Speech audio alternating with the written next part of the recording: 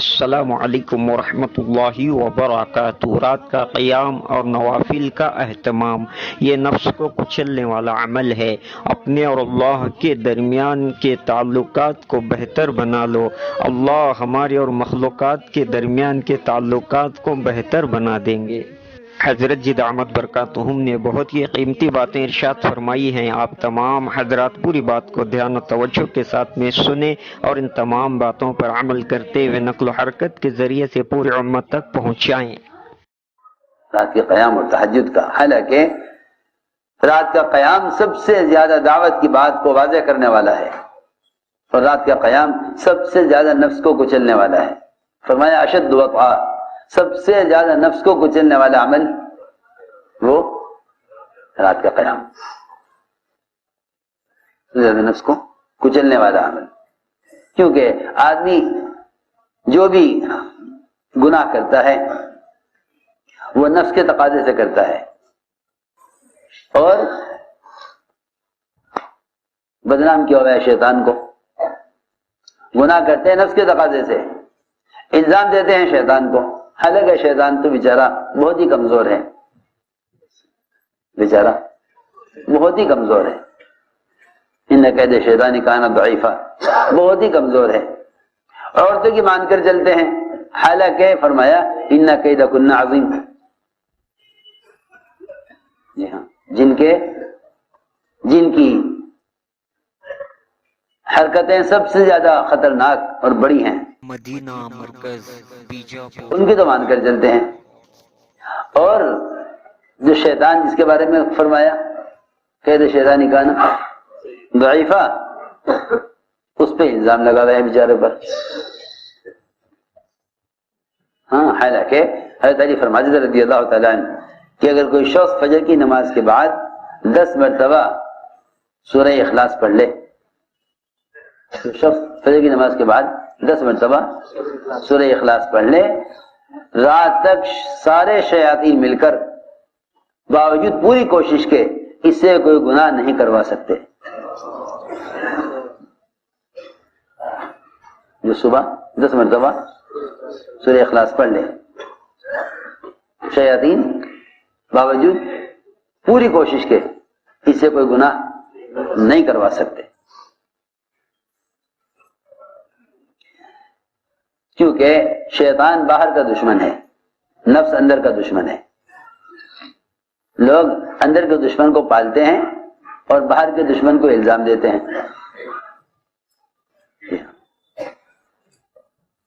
تو اس میں میں نے عرض کیا تھا کہ سب سے زیادہ نفس کو کچلنے والا عمل رات کا قیام اور تہجد ہے۔ 3 فائدے ہیں اس کے، نفس کو کچلے گا اور دعوت کی بات کو واضح کر دے گا اور دعوت کے تقاضوں پر مدد کرے گا۔ یہ تین فائدے قرآن نے بیان کیے۔ اشد وطئا، اقوم مقیلا، یعنی اب یہ نقیلا، ان لک فی النہار سبحا طویلا، کہ آپ کو دن بھر بڑے بڑے کارنامے دعوت کے تقاضوں کے آپ کو پورے کرنے ہیں، لہذا آپ رات کے قیام کا اہتمام کریں۔ لیکن وہی بات کہ لوگ نوافل کو زائد سمجھتے ہیں۔ 1 سال تک تہجد صحابہ کرام پر فرض ہوئی، 1 سال تک۔ 1 سال کے بعد اللہ نے اس کو نفل کیا۔ جب صحابہ عادی ہو گئے رات کے قیام کے تو اللہ نے اس کو نفل کر دیا۔ صحابہ کرام نوافل کے اتنا اہتمام کرتے تھے، اللہ اکبر، 50,000 درہم کا باغ، 50,000 کا باغ جو ان کی ایک آمدنی کا ذریعہ ہے، ان کی ایک آمدنی کا ذریعہ ہے۔ ظاہر بات ہے کہ انصار اکثر زراعت والے تھے، انصار اکثر باغات والے، وہ باغ جو ایک آمدنی کا ذریعہ ہے، اس باغ میں نفل نماز پڑھ رہے تھے۔ باغ اتنا گھنا تھا کہ پرندے کو نکلنے کا راستہ نہ ملا، وہ اندر اڑتا رہا، اور باغ کے گھنا ہونے کی وجہ سے نکلنے کا راستہ نہ ملا پرندے کو۔ اس کو دیکھنے میں لگے اور یاد نہیں رہا کہ نفل کی کون سی رکعت ہے، نفل کی کون سی رکعت ہے۔ یہ یاد نہ رہا کہ نفل کی کون سی رکعت ہے، اس پر پورا باب صدقہ کر دیا یہ کہہ کر کہ جو باب نفل نماز میں خلل پیدا کرے وہ رکھنے کے قابل نہیں ہے۔ سوچو، یہاں تو چھوٹا سا دکان کا کھوکا لیے بیٹھا ہے جس پر نماز فرائض کو ضائع کر رہا، وہاں سارا باب اس پر چھوڑ دیا کہ میری نوافل میں خلل پیدا کر رہا۔ جو نوافل کا اتنا اہتمام کرتے ہوں ان کے فرائض کا درجہ کیا ہوگا؟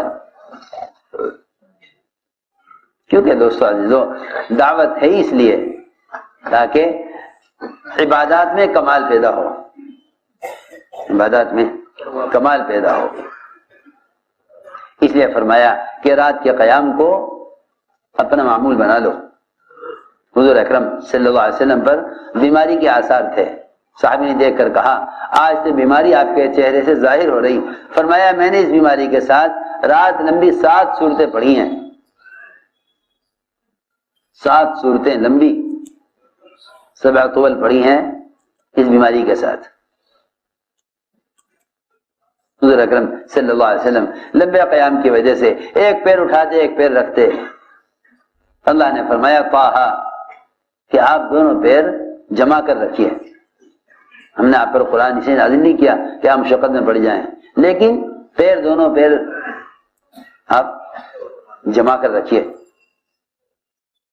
میرے دوستو عزیزو، بات اصل یہ ہے کام کرنے والوں کے درمیان میں اختلافات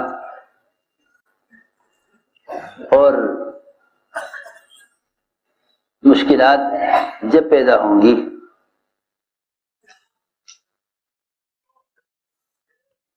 جب ان کی خلوت کی عبادتیں کم ہو جائیں گی،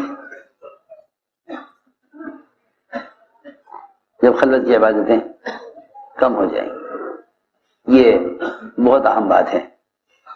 اس لیے کہ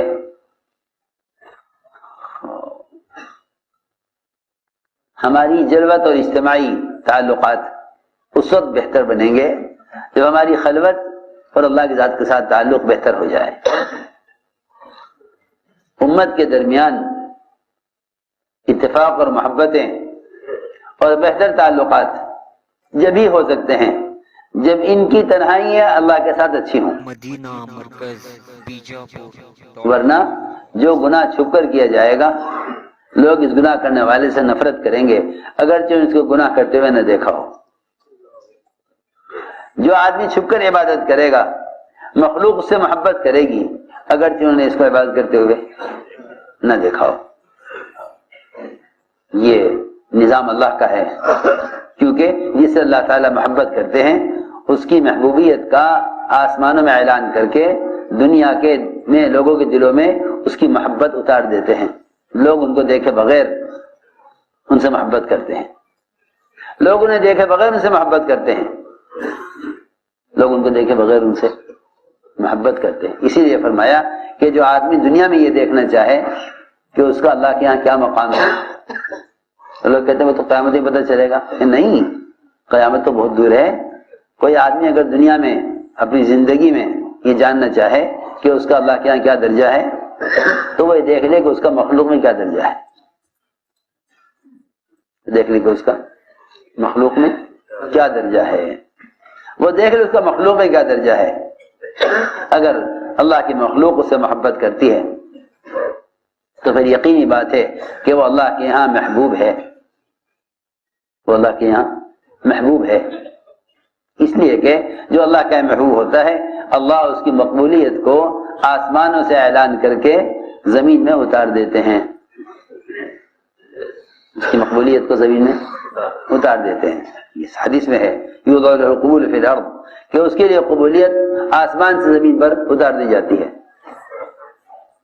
ہم نے عرض کیا کہ اپنی نوافل کا اہتمام اور تنہائیوں میں ذکر عبادت کا مزاج بناؤ، اس لیے کہ پہلے کام کرنے والوں کا تعلق اللہ سے بگڑے گا پھر اللہ کی مخلوق سے بگڑے گا۔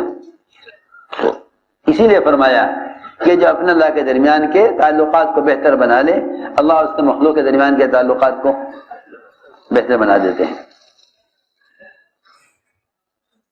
اس لیے میں نے عرض کیا کہ رات کے قیام اور تہجد کا اور نوافل کا خاص طور پر اہتمام کریں، اس لیے کہ یہ دعوت کی بات کو واضح کرنے والا اور نفس کو کچلنے والا اور دعوت کے تقاضوں پر اسی لیے ابو بکر رضی اللہ تعالیٰ عنہ نکلنے والی جماعتوں کو اس کی تاکید فرماتے تھے کہ دو کام زیادہ کیجو، ایک رات کا قیام، دوسرے قرآن کی تلاوت۔ یہ تمام اذکار میں سب سے افضل ذکر ہے، تمام اذکار میں سب سے افضل ذکر ہے۔ بندہ سب زیادہ قریب ہوتا ہے اللہ کے سجدے کی حالت میں، لیکن پھر بھی قیام سجدے سے افضل ہے، قیام سجدے سے افضل ہے۔ سب سے زیادہ قریب ہوتا ہے بندہ اللہ کے سجدے کی حالت میں، لیکن پھر بھی قیام سجدے سے افضل ہے، کیونکہ سجدے میں بندے کی اپنی زبان ہے سبحان ربی الاعلیٰ، لیکن قیام میں اللہ کا کلام پڑھا جاتا ہے، اور اللہ کا کلام سارے کلاموں سے افضل ہے، اللہ کا کلام سارے کلاموں سے افضل ہے۔ تو ہم نے عرض کیا کہ ان اعمال کو اجر و احتساب کے یقین پر لاؤ، جس کے لیے فضائل کی تعلیم ہے، جس کے لیے فضائل کی تعلیم ہے، کیونکہ فضائل کا مقصد وعدوں کے یقین کی تجدید اور اسباب کی تردید کرنا ہے۔ فضائل کا مقصد، سنو غور سے، فضائل کا مقصد اللہ کے وعدوں کے یقین کو تازہ کرنا اور سارے مادی اسباب کا وعدوں کے مقابلے میں انکار کرنا ہے، مادی اسباب کا وعدوں کے مقابلے میں انکار کرنا اور فضائل کے ذریعے سے اللہ کے وعدوں کے یقین میں تازگی پیدا کرنا، یہ تعلیم کا اصل مقصد ہے۔ میں اس لیے کہہ رہا ہوں کہ جب کام کرنے والے اس طرح سے گزر جاتے ہیں تو وہ سمجھتے ہیں کہ تعلیم تو عمل کا شوق پیدا کرنے کے لیے کی جاتی ہے، اور عمل کا تو شوق پیدا ہو گیا ہے، یہ تو ان عوام الناس کے لیے ہے جو نماز نہیں پڑھتے، اعمال نہیں کرتے، ان کے لیے ہے تعلیم تاکہ عمل کا شوق پیدا ہو۔ حالانکہ حضور اکرم صلی اللہ علیہ وسلم صحابہ کرام میں کبار صحابہ کے سامنے وعدے کیا کرتے تھے، اور آپ کے وعدوں کو سن کر تینوں قسم کے لوگوں کی کیفیت میں اضافہ ہوتا تھا۔ سنو، تینوں قسم کے لوگ، کفار، منافقین اور ایمان والے۔ اللہ رب العزت ہم سب کو ان تمام باتوں پر عمل کرنے کی توفیق عطا فرمائے۔